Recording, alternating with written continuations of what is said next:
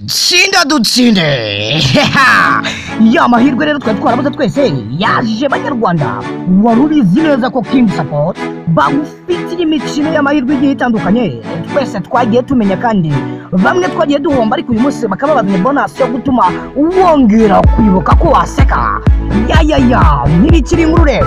Wari ubizi ko King Support bagufitiye imikino nka Avita ya yindi yose uziye kubetinga nk'amahirwe, kandi mu buryo bwiza bworoheye buri muntu wese.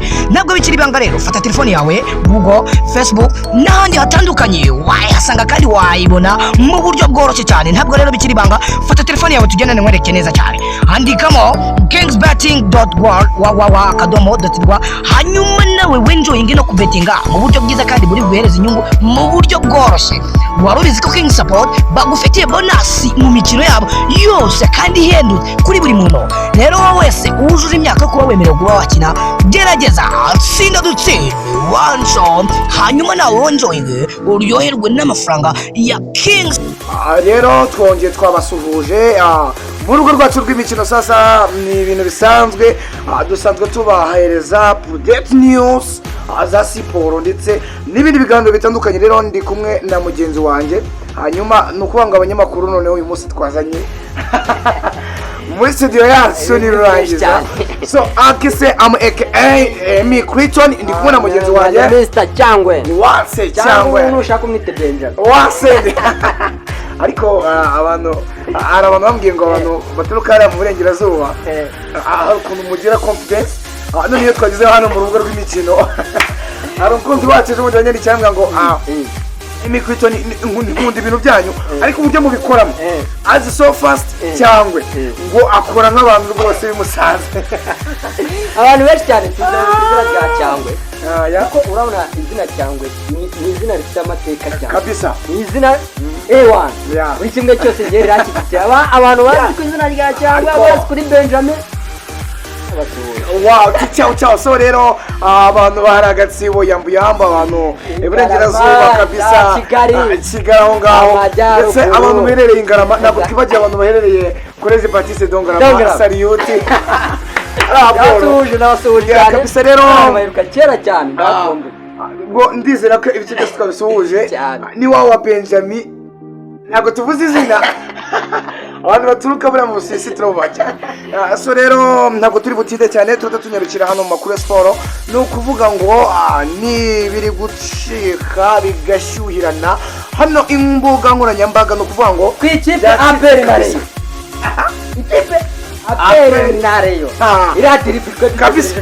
Noneho ni ukuvuga ngo ku munsi wo ku cyumweru, ndabizi wenda bagenzi bandi b'abanyamakuru hari umutima mwita Jean Alphonse tujye dukorana akesha kujya kuri teri. Niwe twatangiye kujya kwinjira kuri stade, ariko tubona yakubise yuzuye. None ikintu cyansekeje ntabwo ukizi, ni ukuvuga ngo buri mufana wa Rayon Sport ubyumve gutyo bari bakubise. Noneho abahuriga barasakuza stade bayimenye, ariko bagitsinda igitego cya mbere babaye nk'igice kigwe mu mazi. Niyo mpamvu siporo y'u Rwanda respect please. Dufite abana bafite tera, dufite abahungu bafite umupira mu kuguru no kugira ngo byemere neza. Ntabwo umupira APR FC ukina ari ya ni Fabrai. Okay, buriya rero iriya ikipe ya APR ni ikipe ifite ubushobozi bwo kwishyura abakinnyi neza nta kirarane nk'uko abakinnyi babivuga. Uretse n'ibyo ikindi nanone ikintu cyicareye uzamuha amezi abiri udahembwa. Urumva urangiza ngo ugiye mu kibuga ujye gukina waburaye.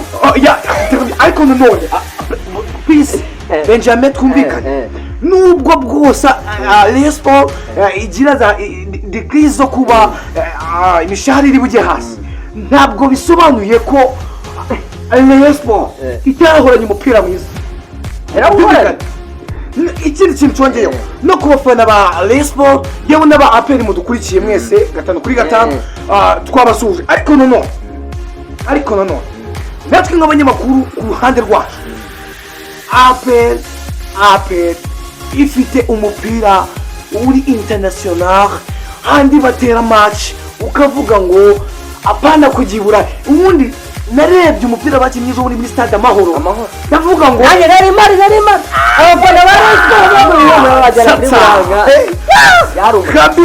kabisa izindi ziramugwanugwa uribuka Muhazi ikina na Kiyovu ndabyibuka cyane bikina ngo babaroze ira match urayibona yavuga ngo yuko Rayon Sport bwayo yashoyemo kugira ngo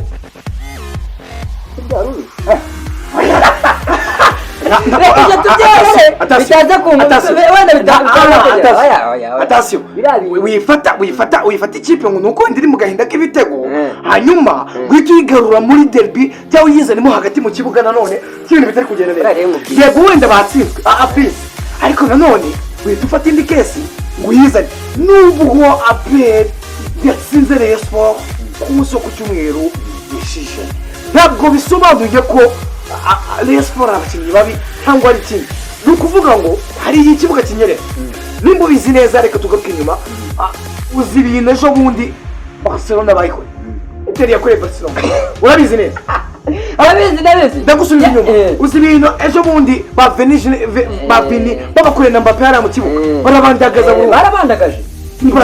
nivuga ni umva bara n'abaregende tuzi rero kubona Rayon Sport yagize increase ntabwo twavuga ngo nimbi ahubwo navuga ngo umutoza na delegation na akanama kose kagize Rayon Sport nuko utari yicare ni umva ariko nuko utari kubyumva gute umva nkubwire nuko utari kubyumva gute Rayon Sport ubwayo reka dushyiraho amajwi wumve y'abafana winjiye muri stade urumva abafana ba Rayon Sport reka dushyire no majwi bayumve reka tuyashyiraho bayumve harimo abafana ariko nanjye nyuma y'ibyo byose reka tuyashyire kumva amajwi y'abari titiyumve radiyo ariko mbere yuko dushyiramo ayo majwi hanyuma hari diro ni dirandani ni ukuvuga ngo abantu mukunda bya bintu tuziranyeho nanjye nkunda wakwibaza muri iki so nukuvuga ngo Kingsbet umva Kingsbet iraje kumumena amateka muri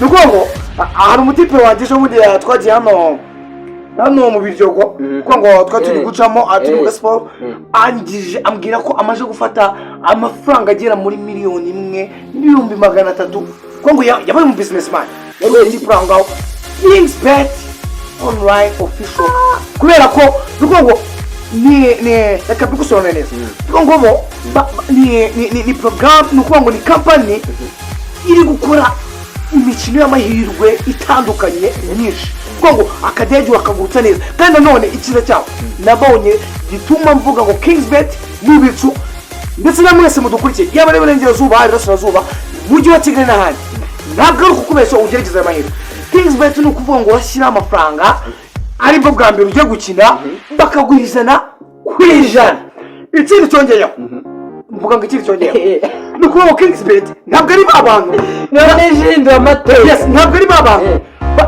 ujye gukora withdraw ngo network reka kandi uratuma withdraw ikora amafaranga yawe downgrade on your mobile telephone ugahita uyabona ako kanya nese ako kanya ndizera ko wese mu Rwanda zireme abantu bose barakunda sinibutsa ko umwana wese uri munsi y'imyaka 18 najyanga bari munsi aho barafeti oya atasiyo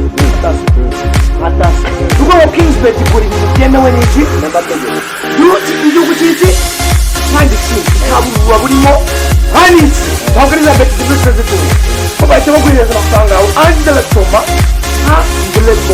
hanyuma ubuzima ukabuhinda rero tugiye kugaruka muri ako kanya mugenzi wanjye hari ikirori mugenzi wanjye yabimbwiye ariko mbanza kubitsinda nanjye ndayigana hanyuma ariko wivuga ko ahubwo ariko nari maze kwigana ibyo nyine yubaye n'umufata ngo tugasohoka no kumufatanya ukawe nari ngiye hanyuma wowe wumva ufite inyota yo gukorera amafaranga muri Kingsbet kandi noneho neza bakayaguha utaruhanyije weho wifate waba umufatanyabikorwa nabo ikindi cyongeyeho baguha amafaranga yawe ijana ku ijana ntabwo baruhanya pe hanyuma so Benjamin muri kubona Benjamin bisanzwe ni Clinton reka rero tubanze dufate ku mazi tubanze tugaruke dusesengura match ku neza hanyuma none abararikira yuko nimugoroba hari umukino umeze neza cyane ubwo stade bano dukurikije kuri amaradiyo yanyu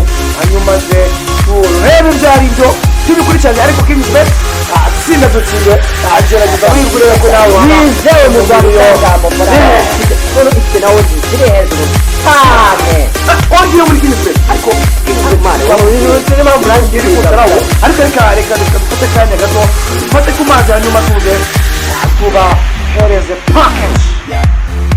wari ubizi ko uyu mugoroba ushobora guhindurirwa ubuzima wabimenye rero Kingsbet bagufitiye hariya bonasi itaboneka ahandi ku zindi beti zose zibaho. wari ubizi ko uyu mugoroba wabetinga neza hanyuma ugatana n'ubukene kuri ibyo byose twavuze hejuru rero nta kundi wabibona.